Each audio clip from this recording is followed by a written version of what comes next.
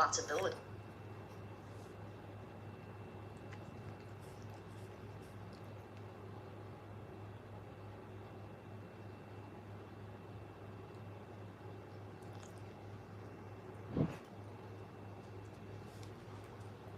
Hey, welcome to Socialism for All. Today's date is March 29, 2020, and this is an audiobook of the Manifesto of the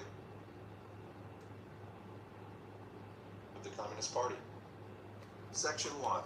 Bourgeois and Proletarians.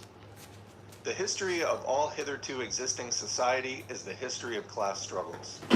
Freeman and slave, patrician and plebeian, lord and serf, guildmaster and journeyman, in a word, oppressor and oppressed, stood in constant opposition to one another, carried on an uninterrupted, now hidden, now open fight, a fight that each time ended, either in a revolutionary reconstitution of society at large, or in the common ruin of the contending classes. In the earlier epochs of history, we find almost everywhere a complicated arrangement of society into various orders, a manifold gradation of social rank.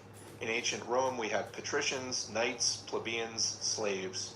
In the Middle Ages, feudal lords, vassals, guildmasters, journeymen, apprentices, serf. In almost all of these classes, again, subordinate gradations. The modern bourgeois society that has sprouted from the ruins of feudal society has not done away with class antagonisms. It has but established new classes, new conditions of oppression, new forms of struggle in place of the old ones. Our epoch, the epoch of the bourgeoisie, possesses, however, this distinct feature. It has simplified class antagonisms. Society as a whole is more and more splitting up into two great hostile camps, into two great classes directly facing each other, bourgeoisie and proletariat. From the serfs of the Middle Ages sprang the chartered burghers of the earliest towns. From these burgesses, the first elements of the bourgeoisie were developed. The discovery of America, the rounding of the Cape, opened up fresh ground for the rising bourgeoisie.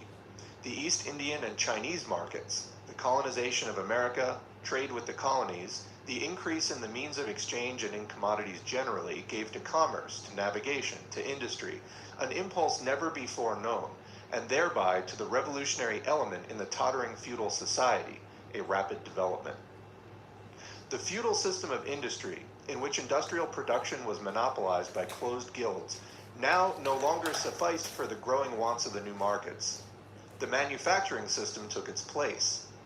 The guild masters were pushed on one side by the manufacturing middle class. Division of labor between the different corporate guilds vanished in the face of division of labor in each single workshop. Meanwhile, the markets kept ever growing, the demand ever rising. Even manufacture no longer sufficed. Thereupon, steam and machinery revolutionized industrial production. The place of manufacture was taken by the giant modern industry. The place of the industrial middle class by industrial millionaires, the leaders of the whole industrial armies, the modern bourgeois. Modern industry has established the world market for which the discovery of America paved the way. This market has given an immense development to commerce, to navigation, to communication by land.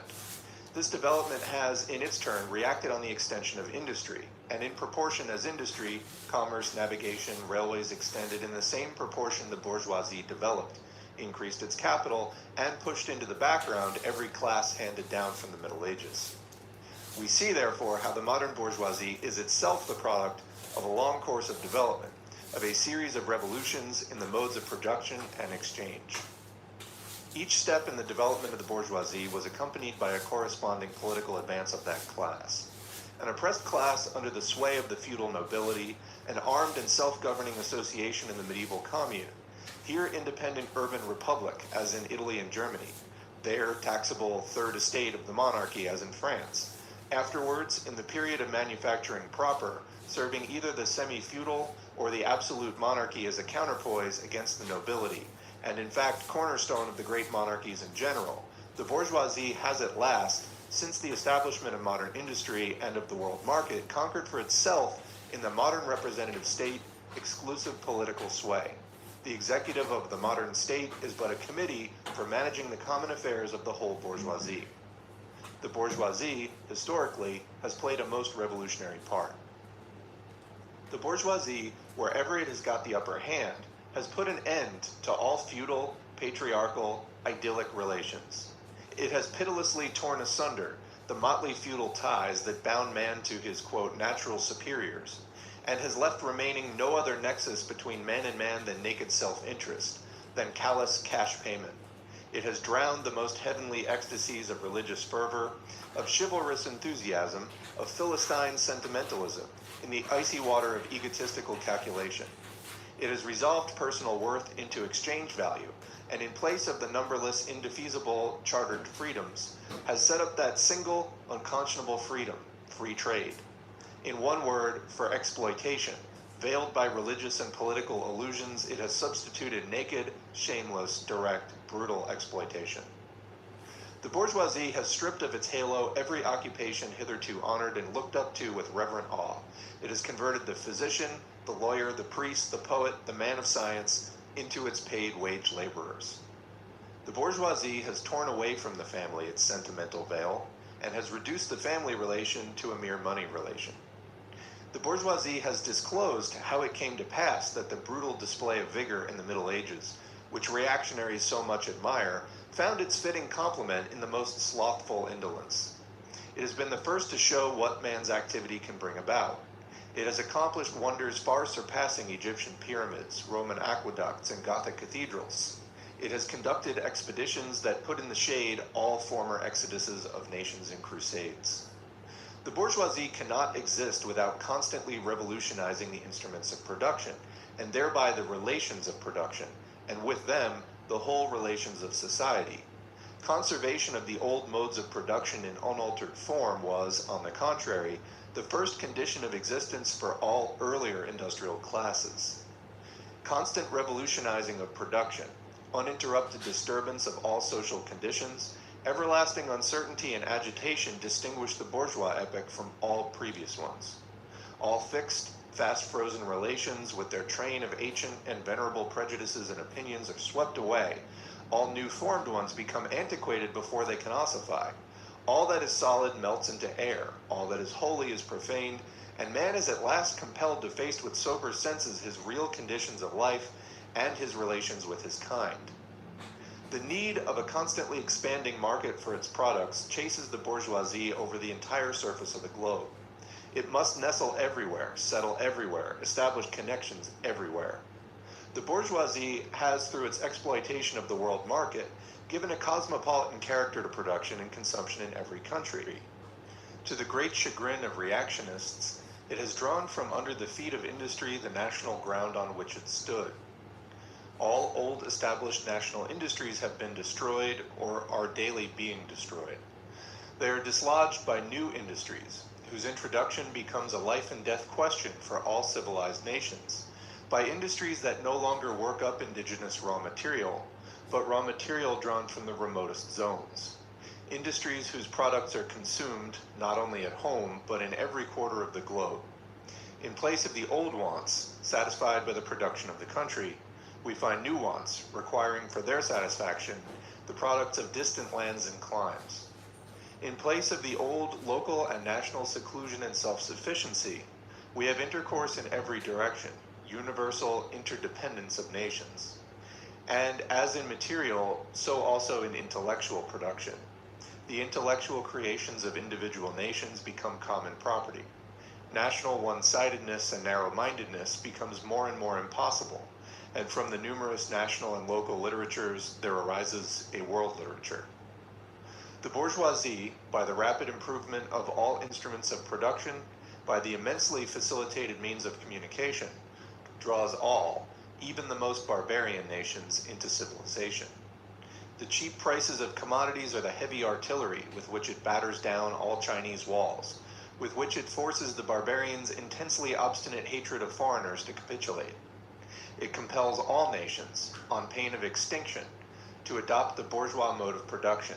It compels them to introduce what it calls civilization into their midst, i.e., to become bourgeois themselves. In one word, it creates a world after its own image. The bourgeoisie has subjected the country to the rule of the towns.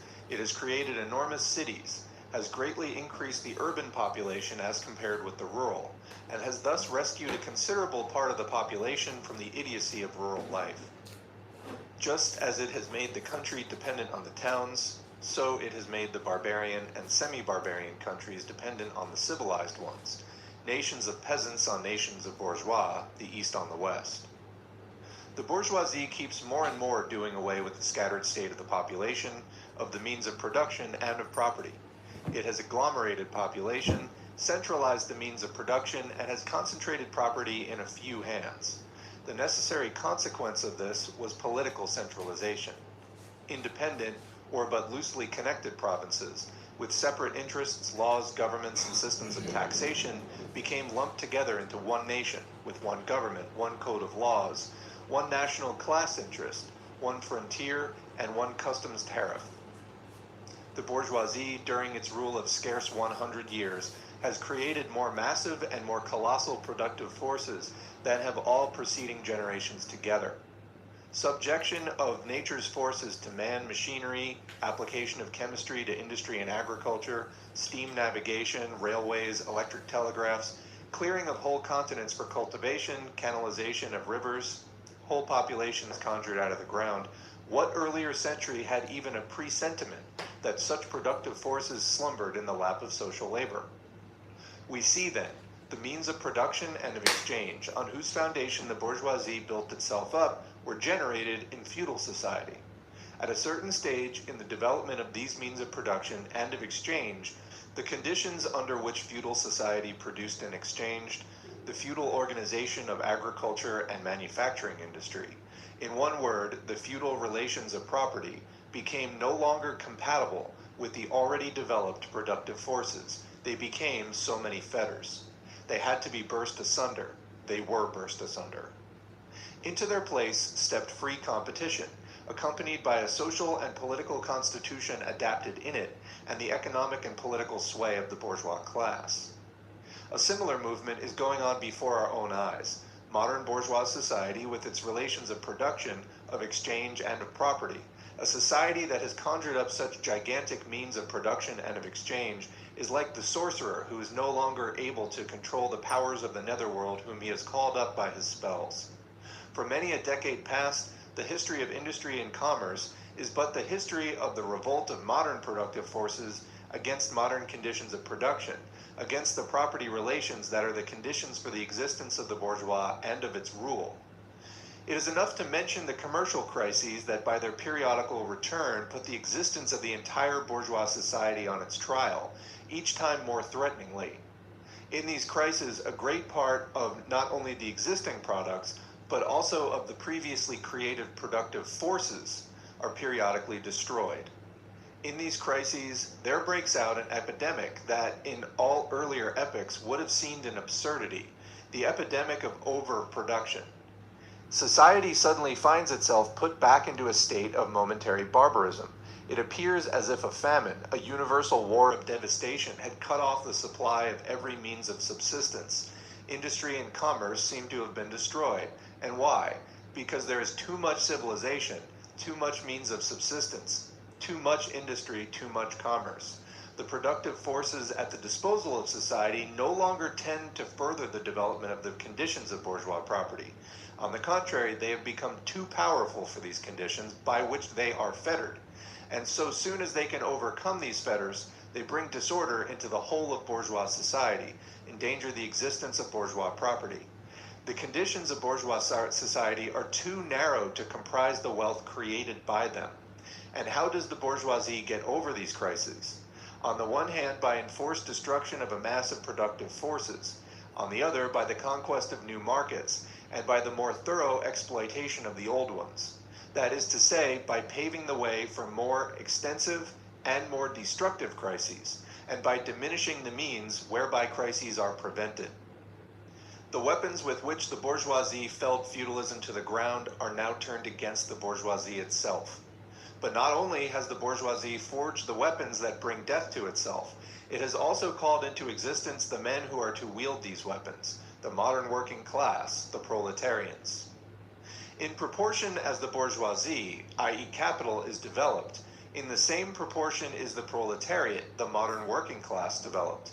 A class of laborers who live only so long as they find work, and who find work only so long as their labor increases capital. These laborers, who must sell themselves piecemeal, are a commodity, like every other article of commerce, and are consequently exposed to all the vicissitudes of competition, to all the fluctuations of the market. Owing to the extensive use of machinery and to the division of labor, the work of the proletarians has lost all individual character and consequently all charm for the workman. He becomes an appendage of the machine, and it is only the most simple, most monotonous, and most easily required knack that is required of him.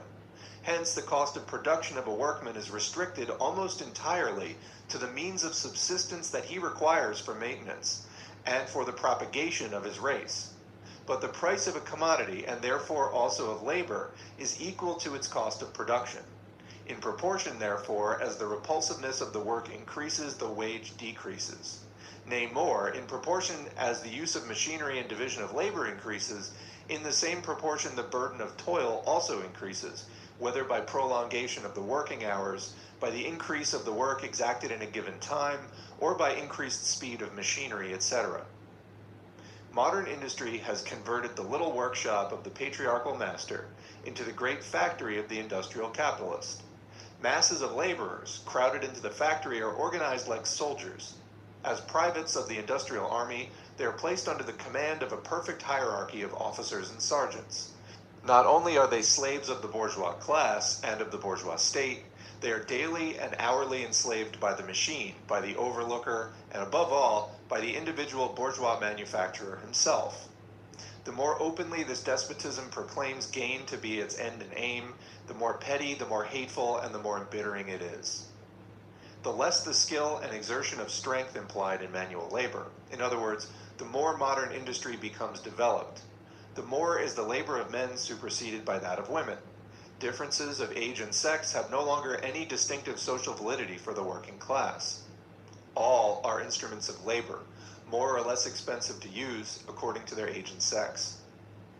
No sooner is the exploitation of the laborer by the manufacturer so far at an end that he receives his wages in cash than he is set upon by the other portions of the bourgeoisie, the landlord, the shopkeeper, the pawnbroker, etc.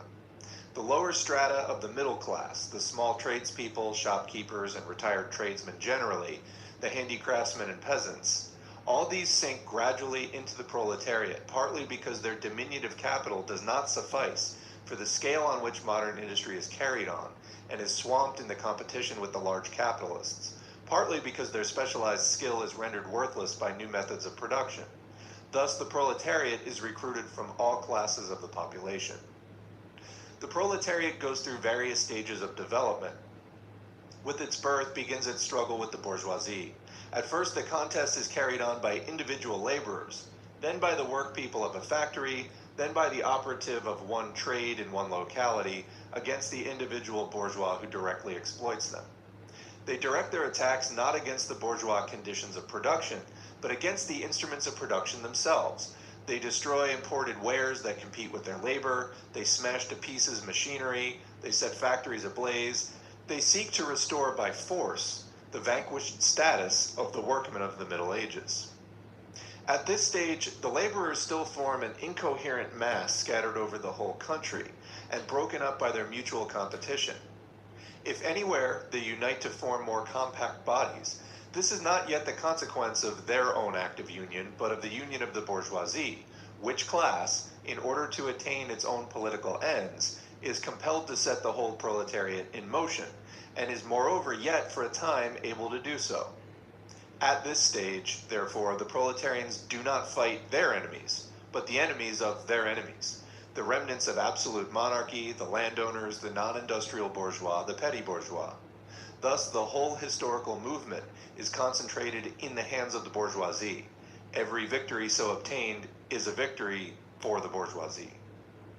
But with the development of industry, the proletariat not only increases in number, it becomes concentrated in greater masses. Its strength grows, and it feels that strength more.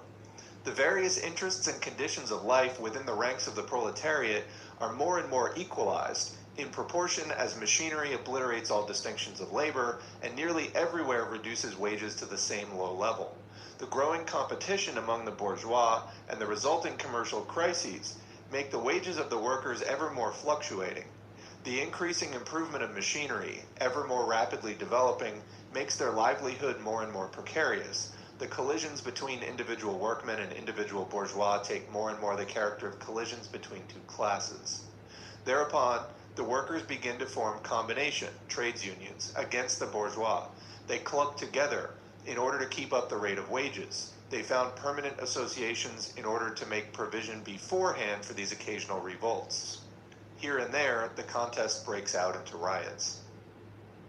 Now and then, the workers are victorious, but only for a time. The real fruit of their battles lies not in the immediate result, but in the ever-expanding union of the workers. This union is helped on by the improved means of communication that are created by modern industry, and that place the workers of different localities in contact with one another. It was just this contact that was needed to centralize the numerous local struggles, all of the same character, into one national struggle between classes. But every class struggle is a political struggle, and that union, to attain which the burghers of the Middle Ages, with their miserable highways, required centuries, the modern proletarian, thanks to railways, achieve in a few years. This organization of the proletarians into a class, and consequently into a political party, is continually being upset again by the competition between the workers themselves. But it ever rises up again, stronger, firmer, mightier. It compels legislative recognition of particular interests of the workers by taking advantage of the divisions among the bourgeoisie itself. Thus, the 10 Hours Bill in England was carried. Altogether, collisions between the classes of the old society further, in many ways, the course of development of the proletariat. The bourgeoisie finds itself involved in a constant battle, at first with the aristocracy, later on with those portions of the bourgeoisie itself whose interests have become antagonistic to the progress of industry, at all time with the bourgeoisie of foreign countries. In all these battles, it sees itself compelled to appeal to the proletariat, to ask for help, and thus to drag it into the political arena. The bourgeoisie itself, therefore, supplies the proletariat with its own elements of political and general education. In other words, it furnishes the proletariat with weapons for fighting the bourgeoisie.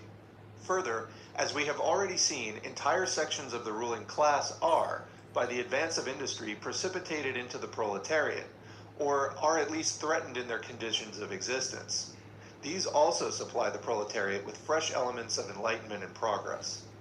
Finally, in times when the class struggle nears the decisive hour, the progress of dissolution going on within the ruling class, in fact within the whole range of old society, assumes such a violent, glaring character that a small section of the ruling class cuts itself adrift and joins the revolutionary class, the class that holds the future in its hands. Just as, therefore, at an earlier period, a section of the nobility went over to the bourgeoisie, so now a portion of the bourgeoisie goes over to the proletariat, and in particular, a portion of the bourgeois ideologists who have raised themselves to the level of comprehending theoretically the historical movement as a whole. Of all the classes that stand face to face with the bourgeoisie today, the proletariat alone is a really revolutionary class. The other classes decay and finally disappear in the face of modern industry. The proletariat is its special and essential product. The lower middle class, the small manufacturer, the shopkeeper, the artisan, the peasant, all these fight against the bourgeoisie to save from extinction their existence as fractions of the middle class. They are therefore not revolutionary but conservative. Nay more, they are reactionary, for they try to roll back the wheel of history. If by chance they are revolutionary, they are so only in view of their impending transfer into the proletariat. They thus defend not their present but their future interests. They desert their own standpoint to place themselves at that of the proletariat. The, quote, dangerous class, lumpen proletariat, the social scum, that passively rotting mass thrown off by the lowest layers of the old society may, here and there, be swept into the movement by a proletarian revolution. Its conditions of life, however, prepare it far more for the part of a bribed tool of reactionary intrigue. In the condition of the proletariat, those of old society at large are already virtually swamped. The proletarian is without property. His relation to his wife and children has no longer anything in common with the bourgeois family of relations. modern industry labor, modern subjection to capital, the same in England as in France, in America as in Germany, has stripped him of every trace of national character. Law, morality, religion are to him so many bourgeois prejudices, behind which lurk in ambush just as many bourgeois interests. All the preceding classes that got the upper hand sought to fortify their already acquired status by subjecting society at large to their conditions of appropriation. The proletarians cannot become masters of the productive forces of society except by abolishing their own previous mode of appropriation, and thereby also every other previous mode of appropriation. They have nothing of their own to secure and to fortify. Their mission is to destroy all previous securities for and insurances of individual property. All previous historical movements were movements of minorities, or in the interest of minorities. The proletarian movement is the self-conscious, independent movement of the immense majority, in the interest of the immense majority. The proletariat, the lowest stratum of our present society, cannot stir, cannot raise itself up without the whole superincumbent strata of official society being sprung into the air.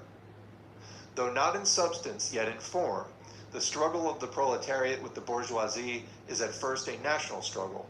The proletariat of each country must, of course, first of all settle matters with its own bourgeoisie. In depicting the most general phases of the development of the proletariat, we trace the more or less veiled civil war raging within existing society up to the point where that war breaks out into open revolution, and where the violent overthrow of the bourgeoisie lays the foundation for the sway of the proletariat. Hitherto, every form of society has been based, as we have already seen, on the antagonism of oppressing and oppressed classes. But in order to oppress a class, certain conditions must be assured to it under which it can at least continue its slavish existence. The serf, in the period of serfdom, raised himself to membership in the commune, just as the petty bourgeois, under the yoke of the feudal absolutism, managed to develop into a bourgeois.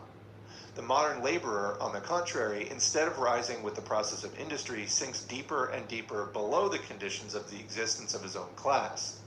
He becomes a pauper, and pauperism develops more rapidly than population and wealth. And here it becomes evident that the bourgeoisie is unfit any longer to be the ruling class in society and to impose its conditions of existence upon society as an overriding law. It is unfit to rule because it is incompetent to assure an existence to its slave within his slavery, because it cannot help letting him sink into such a state that it has to feed him instead of being fed by him. Society can no longer live under this bourgeoisie. In other words, its existence is no longer compatible with society. The essential conditions for the existence and for the sway of the bourgeois class is the formation and augmentation of capital. The condition for capital is wage labor. Wage labor rests exclusively on competition between the laborers. The advance of industry, whose involuntary promoter is the bourgeoisie, replaces the isolation of the laborers due to competition by the revolutionary combination due to association. The development of modern industry, therefore, cuts from under its feet the very foundation on which the bourgeoisie produces and appropriates products. What the bourgeoisie therefore produces above all are its own gravediggers. Its fall and the victory of the proletariat are equally inevitable. Section 2. Proletarians and Communists. In what relation do the communists stand to the proletarians as a whole? The communists do not form a separate party opposed to the other working class parties. They have no interests separate and apart from those of the proletariat as a whole. They do not set up any sectarian principles of their own by which to shape and mold the proletarian movement. The communists are distinguished from the other working class parties by this only. 1. In the national struggles of the proletarians of the different countries, they point out and bring to the front the common interests of the entire proletariat, independently of any nationality. 2. In the various stages of development, which the struggle of the working class against the bourgeoisie has to pass through, they always and everywhere represent the interests of the movement as a whole. The communists, therefore, are, on the one hand, practically, the most advanced and resolute section of the working class parties of every country, that section which pushes forward all others. On the other hand, theoretically, They have over the great mass of the proletariat the advantage of clearly understanding the line of march, the conditions, and the ultimate general results of the proletarian movement. The immediate aim of the communists is the same as that of all other proletarian parties: formation of the proletariat into a class, overthrow of the bourgeois supremacy, conquest of political power by the proletariat.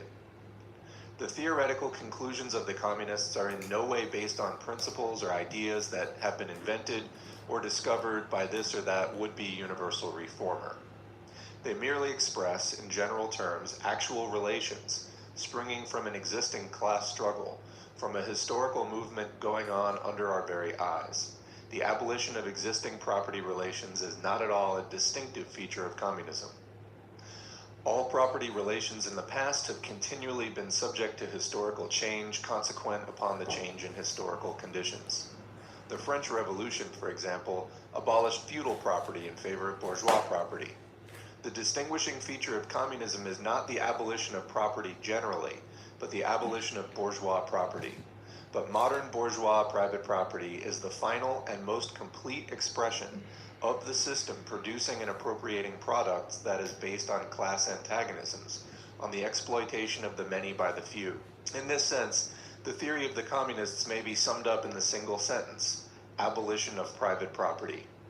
We communists have been reproached with the desire of abolishing the right of personally acquiring property as the fruit of a man's own labor, which property is alleged to be the groundwork of all personal freedom, activity, and independence. Hard-won, self-acquired, self-earned property. Do you mean the property of petty artisan and of the small peasant, a form of property that preceded the bourgeois form? There is no need to abolish that. The development of industry has to a great extent already destroyed it, and is still destroying it daily. Or do you mean the modern bourgeois private property?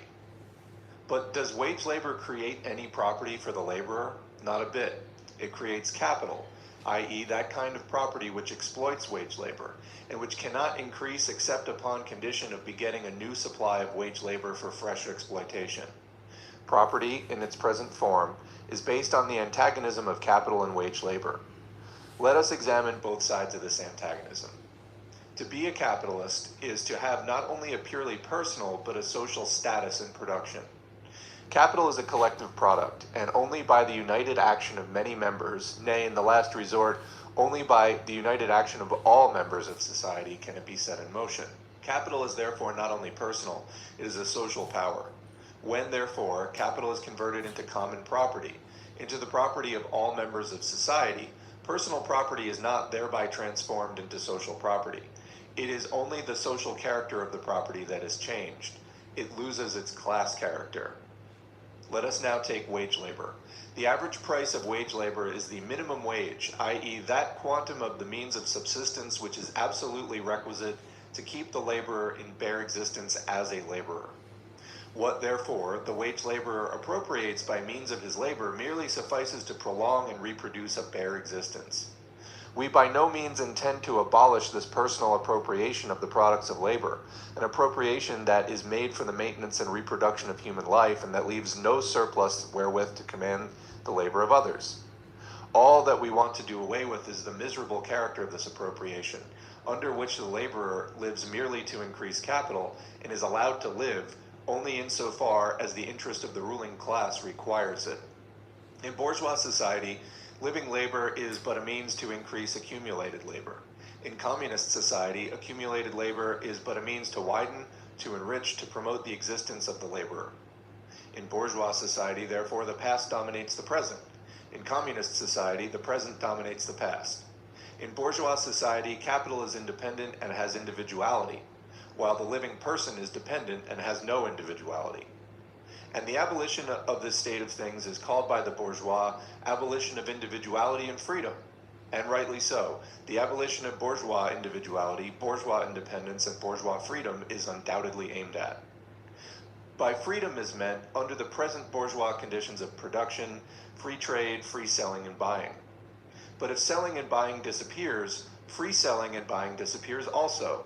This talk about free selling and buying and all the other, quote, brave words of our bourgeois about freedom in general have a meaning, if any, only in contrast with restricted selling and buying, with the fettered traders of the Middle Ages, but have no meaning when opposed to the communistic abolition of buying and selling, of the bourgeois conditions of production, and of the bourgeoisie itself. You are horrified at our intending to do away with private property, but in your existing society, private property is already done away with for 9/10 of the population. Its existence for the few is solely due to its non-existence in the hand of those 9/10. You reproach us, therefore, with intending to do away with a form of property, the necessary condition for whose existence is the non-existence of any property for the immense majority of society. In one word, you reproach us with intending to do away with your property. Precisely so, that is just what we intend. From the moment when labor can no longer be converted into capital, money, or rent, into a social power capable of being monopolized, i.e. from the moment when individual property can no longer be transformed into bourgeois property, into capital, from that moment, you say, individuality vanishes. You must therefore confess that by individual, you mean no other person than the bourgeois, than the middle-class owner of property. This person must indeed be swept out of the way and made impossible. Communism deprives no man of the power to appropriate the products of society. All that it does is to deprive him of the power to subjugate the labor of others by means of such appropriations. It has been objected that upon the abolition of private property, all work will cease and universal laziness will overtake us. According to this, bourgeois society ought long ago to have gone to the dogs through sheer idleness, for those of its members who work acquire nothing, and those who acquire anything do not work. The whole of this objection is but another expression of the tautology that there can be no longer any wage labor when there is no longer any capital. All objections urged against the communistic mode of producing and appropriating material products have, in the same way, been urged against the communistic mode of producing and appropriating intellectual products. Just as, to the bourgeois, the disappearance of class property is the disappearance of production itself, so the disappearance of class culture is to him identical with the disappearance of all culture. That culture, the loss of which he laments, is, for the enormous majority, a mere training to act as a machine. But don't wrangle with us so long as you apply to our intended abolition of bourgeois property the standard of your bourgeois notions of freedom, culture, law, etc. Your very ideas are but the outgrowth of the conditions of your bourgeois production, bourgeois property, just as your jurisprudence is but the will of your class made into a law for all, a will whose essential character and direction are determined by the economic conditions of the existence of your class. The selfish misconception that induces you to transform into eternal laws of nature and of reason the social forms springing from your present mode of production and form of property, historical relations that rise and disappear in the progress of production, this misconception you share with every ruling class that has preceded you. What you see clearly in the case of ancient property, what you admit in the case of feudal property, you are of course forbidden to admit in the case of your own bourgeois form of property. Abolition of the family, even the most radical flare-up at this infamous proposal of the communists. On what foundation is the present family, the bourgeois family, based? On capital, on private gain. In its completely developed form, this family exists only among the bourgeoisie. But this state of things finds its complement in the practical absence of the family among the proletarians and in public prostitution. The bourgeois family will vanish as a matter of course when its complement vanishes, and both will vanish with the vanishing of capital. Do you charge us with wanting to stop the exploitation of children by their parents? To this crime, we plead guilty. But you say we destroy the most hallowed of relations when we replace home education by social. And your education, is that not also social and determined by the social conditions under which you educate, by the intervention, direct or indirect, of society by means of schools, etc.? The communists have not invented the intervention of society in education. They do but seek to alter the character of that intervention and to rescue education from the influence of the ruling class. The bourgeois claptrap about the family and education, about the hallowed correlation of parents and child, becomes all the more disgusting, the more, by the action of modern industry, all the family ties among the proletarians are torn asunder, and their children transformed into simple articles of commerce and instruments of labor. But you communists would introduce community of women, screams the bourgeoisie in chorus. The bourgeois sees his wife a mere instrument of production. He hears that the instruments of production are to be exploited in common, and naturally can come to no other conclusion that the lot of being common to all will likewise fall to the women. He has not even a suspicion that the real point aimed at is to do away with the status of women as mere instruments of production. For the rest, nothing is more ridiculous than the virtuous indignation of our bourgeois at the community of women which they pretend is to be openly and officially established by the communists. The communists have no need to introduce community of women. It has existed almost from time immemorial. Our bourgeois, not content with having wives and daughters of their proletarians at their disposal, not to speak of common prostitutes, take the greatest pleasure in seducing each other's wives. Bourgeois marriage is, in reality, a system of wives in common, and thus, at the most, what the communists might possibly be reproached with is that they desire to introduce, in substitution for a hypocritically concealed and openly legalized community of women. For the rest, it is self-evident that the abolition of the present system of production must bring with it the abolition of the community of women springing from that system, i.e. of prostitution, both public and private. The communists are further reproached with desiring to abolish countries and nationality. The working men have no country. We cannot take from them what they have not got.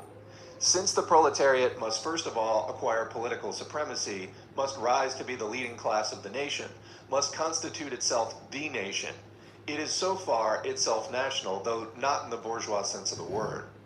National differences and antagonism between peoples are daily more and more vanishing, owing to the development of the bourgeoisie, to freedom of commerce, to the world market, to uniformity in the mode of production and in the conditions of life corresponding thereto. The supremacy of the proletariat will cause them to vanish still faster. United action, of the leading civilized countries at least, is one of the first conditions for the emancipation of the proletariat. In proportion as the exploitation of one individual by another will also be put an end to, the exploitation of one nation by another will also be put an end to. In proportion as the antagonism between classes within the nation vanishes, the hostility of one nation to another will come to an end. The charges against communism made from a religious, a philosophical, and generally from an ideological standpoint are not deserving of serious examination. Does it require deep intuition to comprehend that man's views, ideas, and conception, in one word, man's consciousness, changes with every change in the conditions of his material existence, in his social relations, and in his social life? What else does the history of ideas prove than that intellectual production changes its character in proportion as material production has changed? The ruling ideas of each age have ever been the ideas of its ruling class. When people speak of the ideas that revolutionize society, they do but express that fact that within the old society the elements of a new one have been created, and that the dissolution of the old ideas keeps even pace with the dissolution of the old conditions of existence. When the ancient world was in its last throes, the ancient religions were overcome by Christianity. When Christian ideas succumbed in the 18th century to rationalist ideas, feudal society fought its death battle with the then revolutionary bourgeoisie. The ideas of religious liberty and freedom of conscience merely gave expression to the sway of free competition within the domain of knowledge. Undoubtedly, it will be said, religious, moral, philosophical, and juridical ideas have been modified in the course of historical development. But religion, morality, philosophy, political science, and law constantly survived this change. There are, besides, eternal truths such as freedom, justice, etc., that are common to all states of society. But communism abolishes eternal truths. It abolishes all religion and all morality, instead of constituting them on a new basis. It therefore acts in contradiction to all past historical experience, unquote. What does this accusation reduce itself to? The history of all past society has consisted in the development of class antagonisms, antagonisms that assume different forms at different epochs. But whatever form they may have taken, one fact is common to all past ages: the exploitation of one part of society by the other. No wonder, then, that the social consciousness of past ages, despite all the multiplicity and variety it displays, moves within certain common forms, or general ideas, which cannot completely vanish except with the total disappearance of class antagonisms. The communist revolution is the most radical rupture with traditional property relations. No wonder that its development involved the most radical rupture with traditional ideas. But let us have done with the bourgeois objections to communism. We have seen above that the first step in the revolution by the working class is to raise the proletariat to the position of ruling class to win the battle of democracy.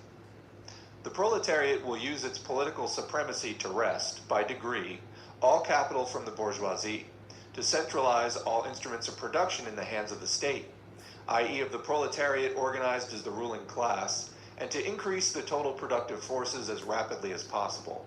Of course, in the beginning, this cannot be effected except by means of despotic inroads on the rights of property, and on the conditions of bourgeois production, by means of measures, therefore, which appear economically insufficient and untenable, but which, in the course of the movement, outstrip themselves, necessitate further inroads upon the social order, and are unavoidable as a means of entirely revolutionizing the mode of production. These measures will, of course, be different in different countries.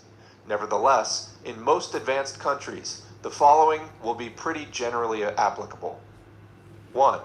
Abolition of property in land and application of all rents of land to public purposes. 2. A heavy progressive or graduated income tax. 3. Abolition of all rights of inheritance. 4. Confiscation of the property of all emigrants and rebels. 5. Centralization of credit in the hands of the state by means of a national bank with state capital and an exclusive monopoly. 6. Centralization of the means of communication and transport in the hands of the state. 7. Extension of factories and instruments of production owned by the state, the bringing into cultivation of wastelands, and the improvement of the soil generally in accordance with a common plan. 8. Equal liability of all to work, establishment of industrial armies, especially for agriculture. 9. Combination of agriculture with manufacturing industries, gradual abolition of all the distinction between town and country by a more equitable distribution of the populace over the country. 10. Free education for all children in public schools. Abolition of children's factory labor in its present form. Combination of education with industrial production, etc., etc. When, in the course of development, class distinctions have disappeared and all production has been concentrated in the hands of a vast association of the whole nation, the public power will lose its political character. Political power, properly so called, is merely the organized power of one class for oppressing another. If the proletariat, during its contest with the bourgeoisie, is compelled, by the force of circumstances, to organize itself as a class, if, by means of a revolution, it makes itself the ruling class, and, as such, sweeps away by force the old conditions of production, then it will, along with these conditions, have swept away the conditions for the existence of class antagonism and of class generally, and will thereby have abolished its own supremacy as a class. In place of the old bourgeois society with its classes and class antagonisms, we shall have an association in which the free development of each is the condition for the free development of all. Section 3. Socialist and Communist Literature. 1. Reactionary Socialism. A. Feudal Socialism. Owing to their historical position, it became the vocation of the aristocracies of France and England to write pamphlets against modern bourgeois society. In the French Revolution of July 1830, and in the English Reform agitation, these aristocracies again succumbed to the hateful upstart. Thenceforth, a serious political struggle was altogether out of the question. A literary battle alone remained possible. But even in the domain of literature, the old cries of the Restoration period have become impossible. In order to arouse sympathy, the aristocracy was obliged to lose sight, apparently, of its own interest, and to formulate their indictment against the bourgeoisie in the interest of the exploited working class alone. Thus, the aristocracy took their revenge by singing lampoons on their new masters and whispering in his ears sinister prophecies of coming catastrophe.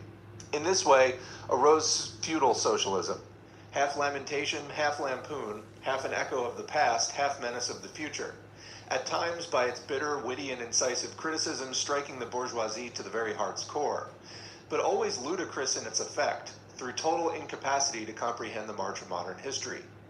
The aristocracy, in order to rally the people to them, waved the proletarian alms bag in front for a banner. But the people, so often as it joined them, saw on their hindquarters the old feudal coats of arms, and deserted with loud and irreverent laughter. One section of the French legitimists and, quote, Young England exhibited this spectacle.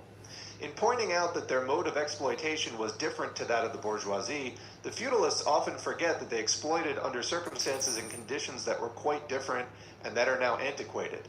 In showing that, under their rule, the modern proletariat never existed, they forgot that the modern bourgeoisie is the necessary offspring of their own form of society. For the rest, so little do they conceal the reactionary character of their criticism that their chief accusation against the bourgeois amounts to this, that under the bourgeois regime, a class is being developed which is destined to cut up root and branch the old order of society. What they upbraid the bourgeoisie with is not so much that it creates a proletariat, as that it creates a revolutionary proletariat. In political practice, therefore, they join in all coercive measures against the working class, and in ordinary life, despite their highfalutin phrases, they stoop to pick up the golden apples dropped from the tree of industry, and to barter truth, love, and honor for traffic in wool, beetroot sugar, and potato spirits. As the parson has ever gone hand in hand with the landlord, so has clerical socialism with feudal socialism. Nothing is easier than to give Christian asceticism a socialist tinge. Has not Christianity declaimed against private property, against marriage, against the state? Has it not preached in the place of these charity and poverty, celibacy and mortification of the flesh, monastic life and mother church? Christian socialism is but the holy water with which the priest consecrates the heart burnings of the aristocrat. B. Petty bourgeois socialism.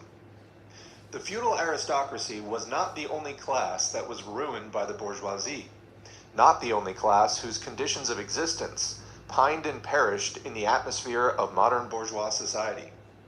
The medieval burgesses and the small peasant proprietors were the precursors of the modern bourgeoisie. In those countries which are still but little developed, industrially and commercially, these two classes still vegetate side by side with the rising bourgeoisie. In countries where modern civilization has become fully developed, a new class of petty bourgeois has been formed, fluctuating between proletariat and bourgeoisie, and ever renewing itself as a supplemental part of bourgeois society.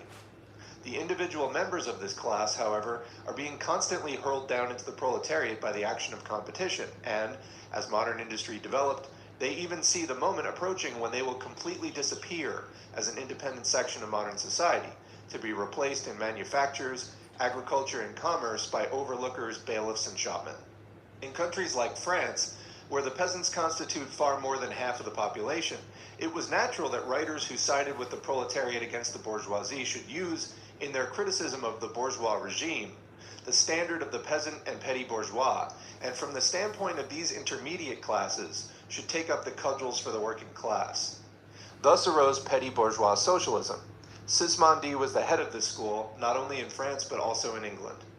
This school of socialism dissected with great acuteness the contradictions in the conditions of modern production. It laid bare the hypocritical apologies of economists.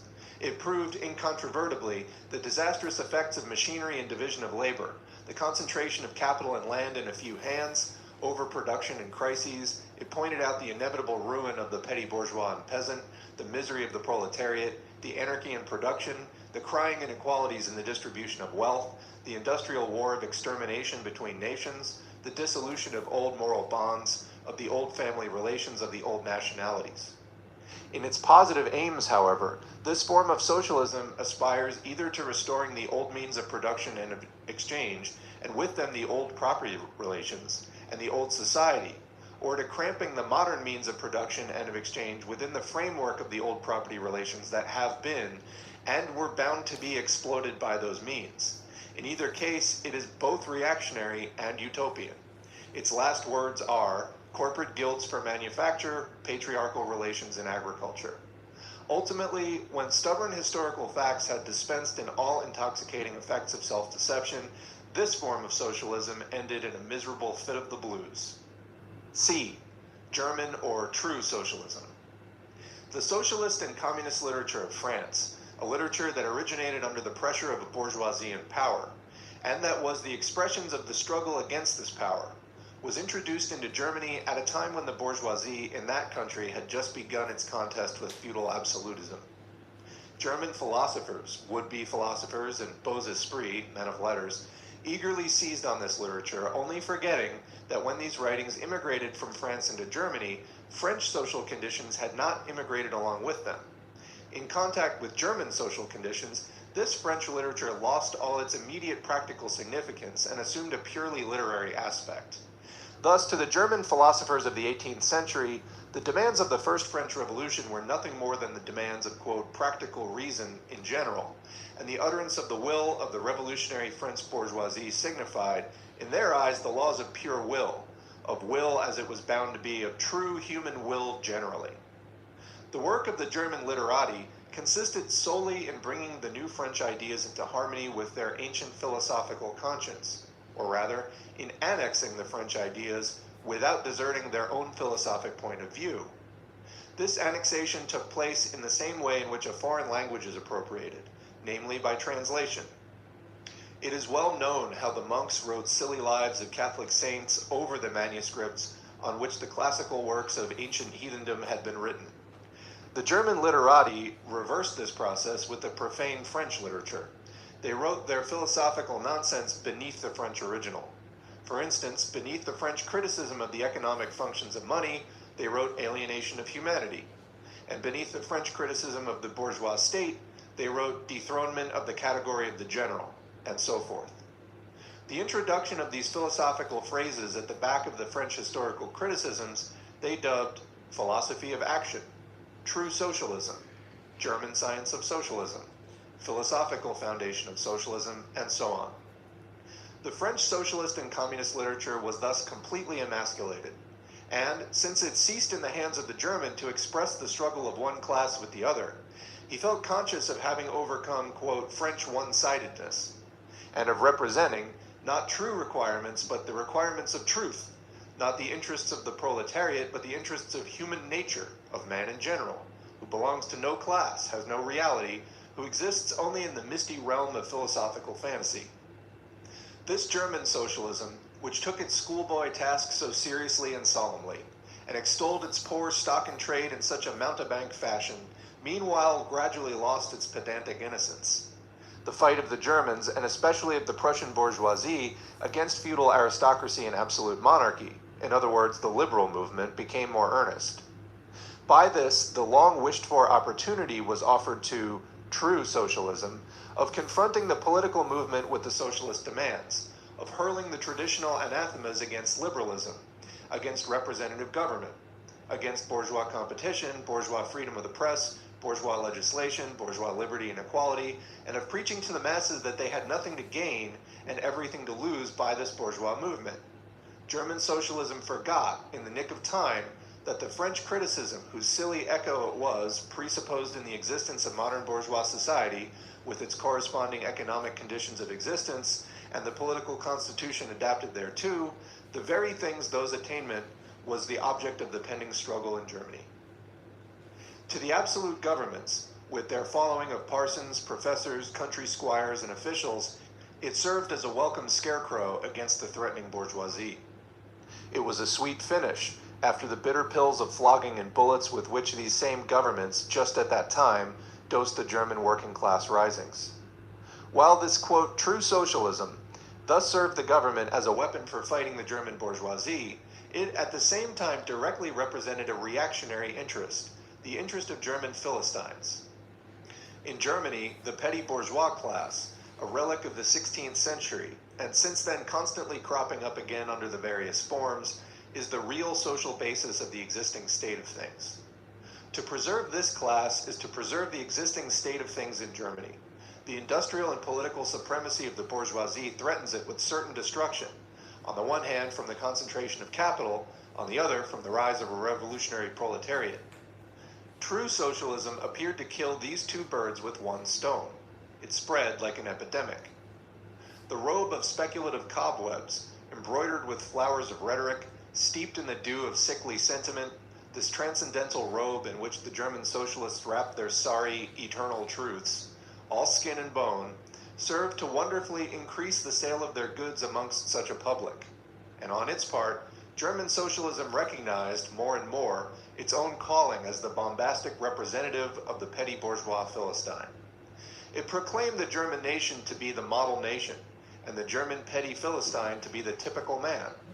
To every villainous meanness of this model man, it gave a hidden, higher, socialistic interpretation, the exact contrary of its real character. It went to the extreme length of directly opposing the, quote, brutally destructive tendency of communism, and of proclaiming its supreme and impartial contempt of all class struggles. With very few exceptions, all the so-called socialist and communist publications that now, in 1847, circulate in Germany belong to this domain of foul and enervating literature. 2. Conservative, or bourgeois socialism. A part of the bourgeoisie is desirous of redressing social grievances in order to secure the continued existence of bourgeois society. To this section belong economists, philanthropists, humanitarians, improvers of the condition of the working class, organizers of charity, members of societies for the prevention of cruelty to animals, temperance fanatics, hole-and-corner reformers of every imaginable kind. This form of socialism has, moreover, been worked out into complete systems. We may cite Proudhon's Philosophie de la Misère as an example of this form. The socialistic bourgeois want all the advantages of modern social conditions without the struggles and dangers necessarily resulting therefrom. They desire the existing state of society, minus its revolutionary and disintegrating elements. They wish for a bourgeoisie without a proletariat. The bourgeoisie naturally conceives the world in which it is supreme to be the best, and bourgeois socialism develops this comfortable conception into various more or less complete systems. In requiring the proletariat to carry out such a system, and thereby to march straightway into the social New Jerusalem, it but requires in reality that the proletariat should remain within the bounds of existing society, but should cast away all its hateful ideas concerning the bourgeoisie. A second and more practical, but less systematic form of this socialism sought to depreciate every revolutionary movement in the eyes of the working class by showing that no mere political reform, but only a change in the material conditions of existence, in economical relations, could be of any advantage to them. By changes in the material conditions of existence, this form of socialism, however, by no means understands abolition of the bourgeois relations of production, an abolition that can be effected only by a revolution, but administrative reforms based on the continued existence of these relations. Reforms, therefore, that in no respect affect the relations between capital and labor, but at the best lessen the cost and simplify the administrative work of bourgeois government. Bourgeois socialism attains adequate expression when and only when it becomes a mere figure of speech. Free trade for the benefit of the working class, protective duties for the benefit of the working class, prison reform for the benefit of the working class. This is the last word and the only seriously meant word of bourgeois socialism. It is summed up in the phrase, the bourgeois is a bourgeois for the benefit of the working class. 3. Critical utopian socialism and communism. We do not here refer to that literature which, in every great modern revolution, has always given voice to the demands of the proletariat, such as the writings of Babeuf and others. The first direct attempts of the proletariat to attain its own ends, made in times of universal excitement when feudal society was being overthrown, necessarily failed, owing to the then underdeveloped state of the proletariat, as well as to the absence of the economic conditions for its emancipation, conditions that had yet to be produced and could be produced by the impending bourgeois epoch alone. The revolutionary literature that accompanied these first movements of the proletariat had necessarily a reactionary character. It inculcated universal asceticism and social leveling in its crudest form.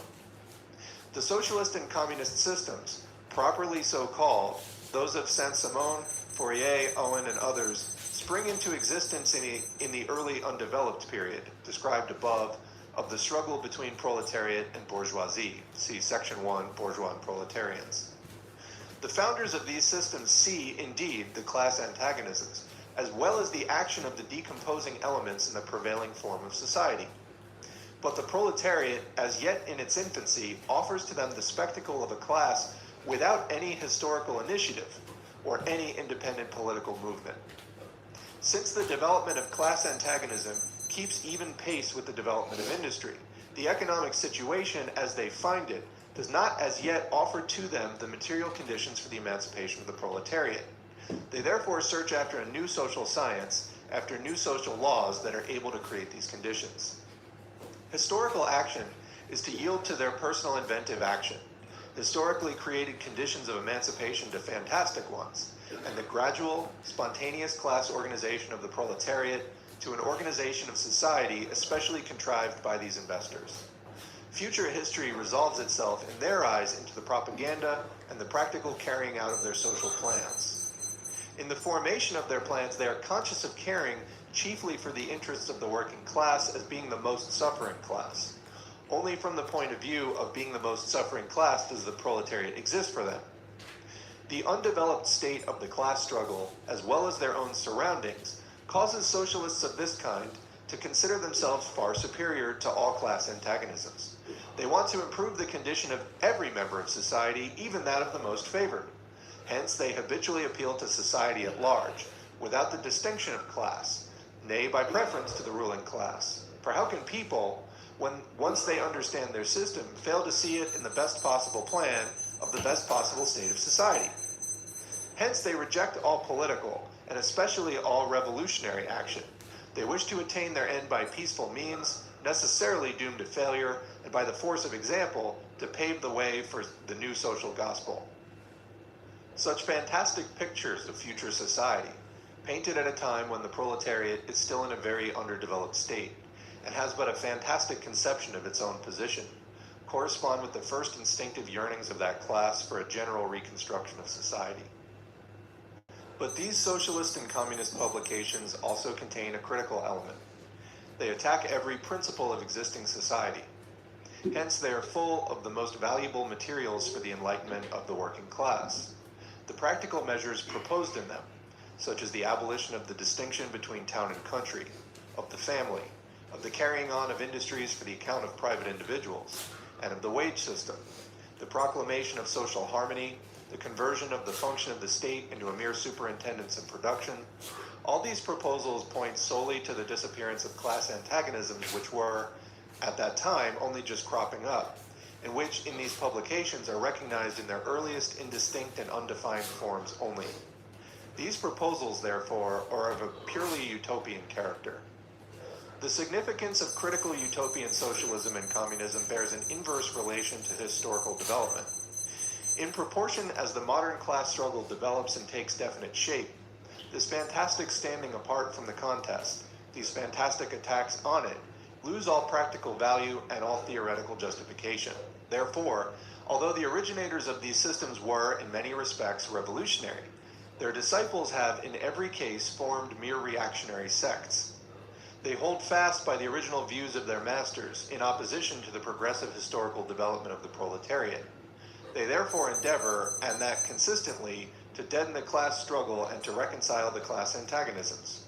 They still dream of experimental realization of their social utopias, of founding isolated phalansters, of establishing home colonies or setting up a little Icaria, duodecimo editions of the New Jerusalem, and to realize that all these castles in the air are compelled to appeal to the feelings and purses of the bourgeois. By degrees, they sink into the category of the reactionary or conservative socialists depicted above, differing from these only by more systematic pedantry, and by their fanatical and superstitious belief in the miraculous effects of their social science. They therefore violently oppose all political action on the part of the working class. Such action, according to them, can only result from blind unbelief in the new gospel. The Owenites in England and the Fourierists in France, respectively, oppose the Chartists and the Réformistes. Section 4. Position of the Communists in relation to the various existing opposition parties. Section 2 has made clear the relations of the Communists to the existing working class parties, such as the Chartists in England and the agrarian reformers in America. The Communists fight for the attainment of the immediate aims, for the enforcement of the momentary interests of the working class.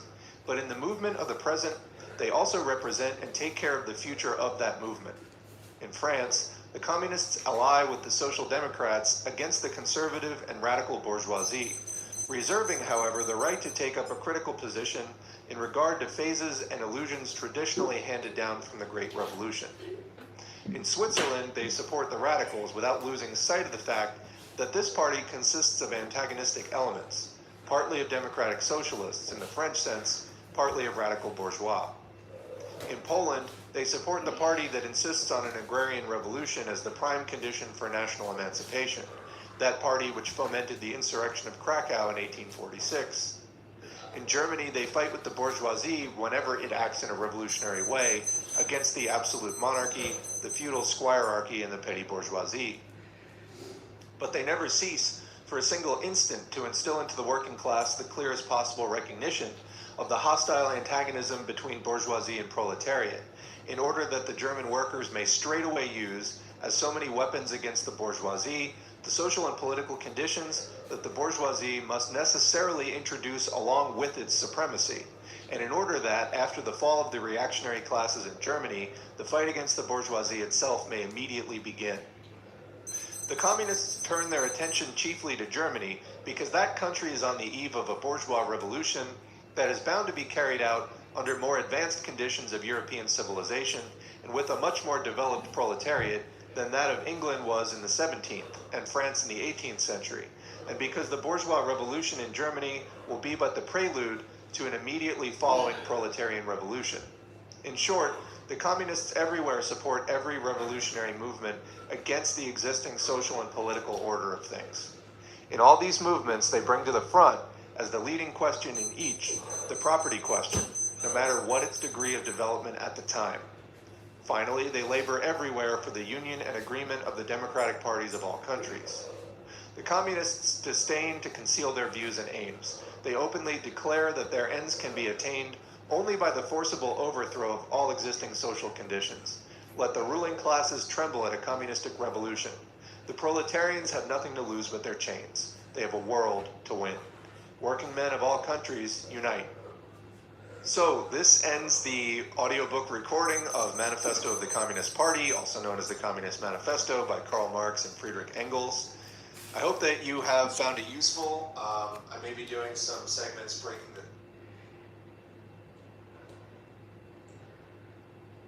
Restore the economic equilibrium, to solve the economic crisis, only serve to destroy the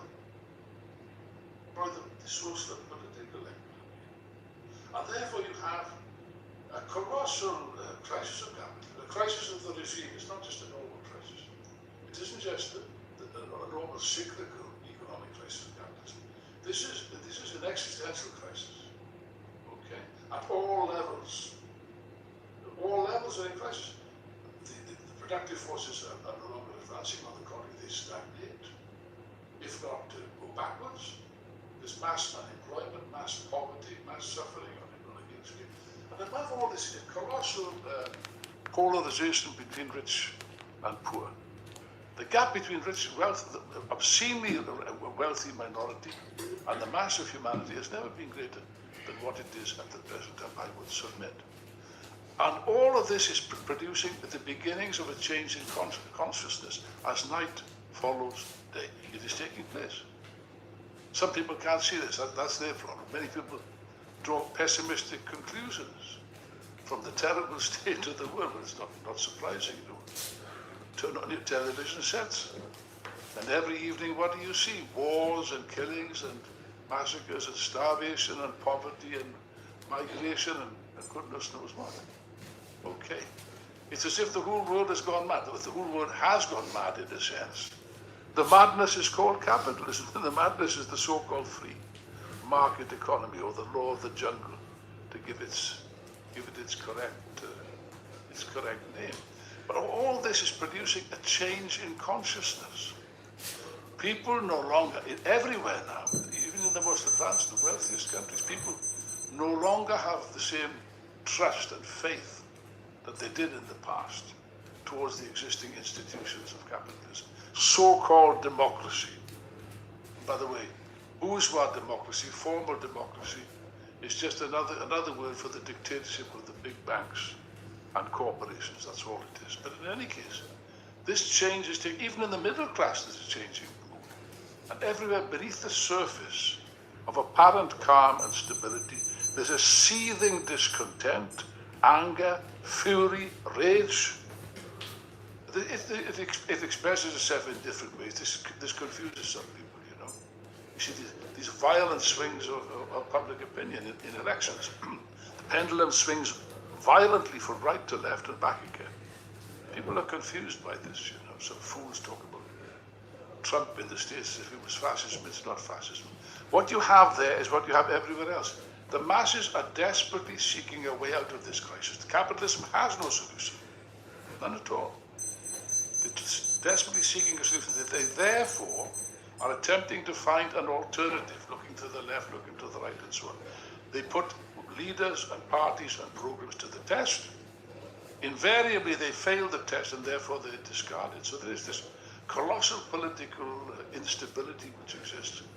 That is part of the reason why we think that the conditions are ripe for proclaiming a communist international, which is what we intend to do. So speaking of the crisis of the regime, last week you sat down with me and produced a short video talking about a speech given by the unelected British Prime Minister Rishi Sunak, without a mandate from either his country or his party, put in place by a cabal of bankers and city capitalists. And he was complaining about a crisis of democracy because someone he doesn't like was elected and people are exercising their democratic right to protest Israel's war of slaughter in Gaza. The document says something interesting. The economic conditions in the coming period will be far more similar to those of the 1930s than those that follow the Second World War. The question therefore arises, will bourgeois democracy remain intact for the foreseeable future? It seems like from this document we agree with Rishi Sunak's basic premise that there's a crisis of democracy. But what does this really mean? Is there a threat of dictatorship or fascism in the next period? Well, you can agree with somebody, but for entirely different reasons, can't you? From different class reasons. When he says that democracy is under threat, he means bourgeois democracy is under threat. What he means is capitalism is under threat. That's what he really means to say. I mean, this ridiculous pantomime, and we're talking about Britain here, of course. But I mean, that a British Prime Minister should step out of number 10 down the street, climb onto approach a podium which has been prepared, and issue, frankly, a panicky speech. This speech had all the hallmarks of panic, referring to what? I mean, nobody knew what he was going to speak on. I think many people thought he was going to declare an election. No chance of that, by the way. No chance of these gangsters, these crooks in Parliament handing the decision to the British people. The Tories would be thrown out on their backside, as you saw in Rochdale in this election. That's what sparked his panicky intervention. He came out shouting about a threat to democracy. Why? Because one man was elected in an election. Now, as far as I understand democracy, even former bourgeois democracy, that is democracy, when the electorate decided to elect somebody. They didn't elect the Tories or the Labour Party, by the way. Tories got 7%. I think the Labour got something similar. The Liberals were trailing a bit behind there. In other words, what does it mean? It means that the people now have rejected the existing traditional political options in Britain. They no longer appeal to convince anybody, least of all the Conservatives, who are deeply unpopular. Sunak is deeply unpopular. Okay. And by the way, it's quite amusing. If you look at the logic of his speech, it was this. Democracy is under threat, and therefore, what must we do? Curtail democratic rights, curtail the right to demonstrate, to curtail the freedom of speech, curtail the right of strikes, and so on. But if anyone can make logical sense of this argument, then they've got a better brain than what I possess. No. Now, what is true is that, of course, at the moment, the bourgeoisie will tolerate a certain amount of democracy. But, of course, it begins to wear thin. The fact is that the discontent of the masses is reaching such a point now in all countries where it will begin to put a serious strain on all the existing institutions, which the people no longer trust. People no longer trust the police, the judiciary, the so-called free press and the media, which lies continuously about everything. And therefore, of course, that's what they mean by a threat. There is a threat. The threat is not posed by fascism. The threat is certainly not posed but the people of Rochdale and George Galloway. If there's a threat to democracy at all, it comes from precisely Mr. Sunak and the gang that's in charge and the ruling class, who are, even at this stage, it's early days yet, I don't think it will go that far. They can't. They can't abolish democracy because that would lead to civil war, in effect, to an enormous explosion of popular anger and revolt. However, it is true that at a certain stage, they're saying it already. We can't have this, too many strikes, too many demonstrations, too many protests, too much chaos, too much disorder, mob rule, he says. Mob rule, where's the mob rule? He's talking about peaceful mass demonstrations against the monstrous butchery and slaughter that's taking place. Yes, it is kind of genocide. If it isn't genocide, it's close to it. The deliberate mass murder of innocent men, women and children by the Israeli monstrous regime, the monster Netanyahu, with the full support of these gangsters in London and Washington and Toronto, and so they all support this monster. And therefore, of course, that's not permissible. That is supposed to be a threat to democracy. In other words, the people expressing their free will freely in demonstrations, that's a threat to democracy. I don't think that's a threat to democracy, do you? I don't. And I think that it says a lot about the state of the system that Sunak supports, that he seems to think that it is. But another thing I wanted to deal with is the question of the party, because around the world, our comrades have been founding revolutionary communist parties. The document takes up this question. It says, even at the most elementary level, every class-conscious worker understands the need for trade union organization, but the highest expression of proletarian organization is the revolutionary party that unites the most conscious, dedicated, and combative layer of the class in the struggle to overthrow capitalism.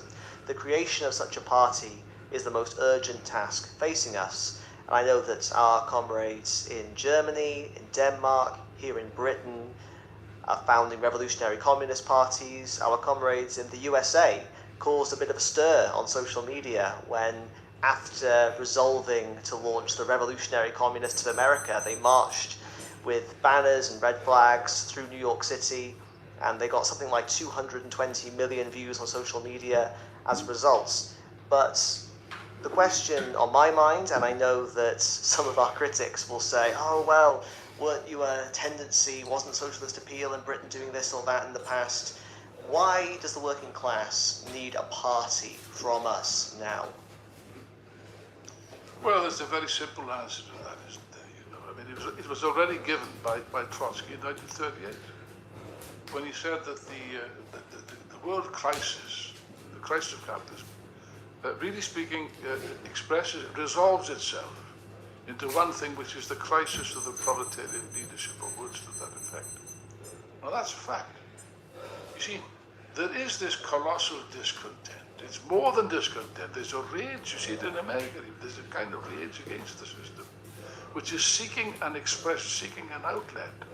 Now, does this mass movement find any expression whatsoever in the traditional mass organizations of labor, for example, in Europe, for example, in Britain? I submit that it does not. It does not.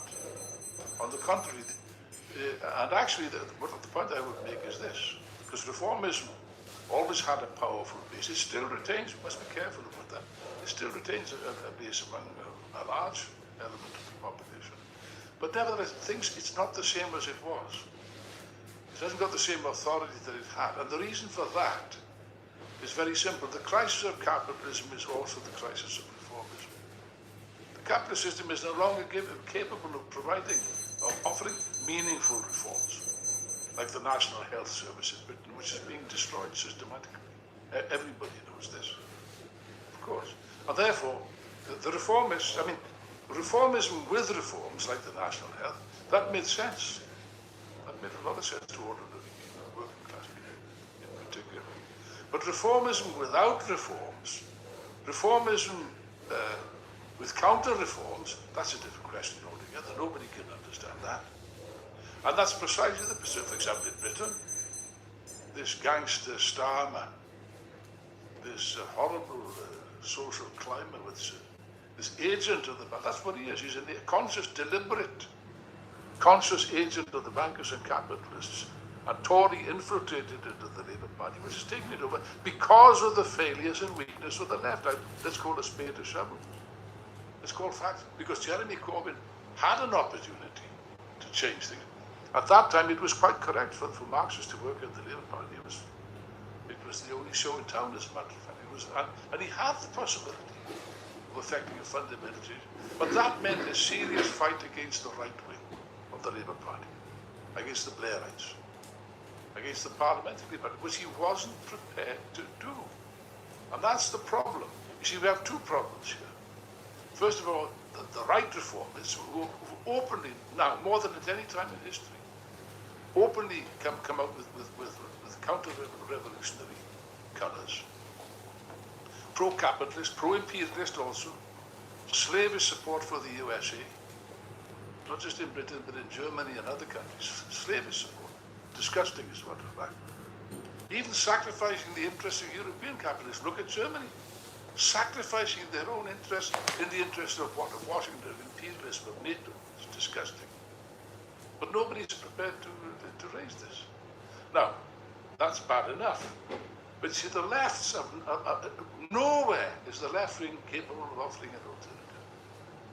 Jeremy Corbyn had a chance and he blew it, frankly, and I blame him.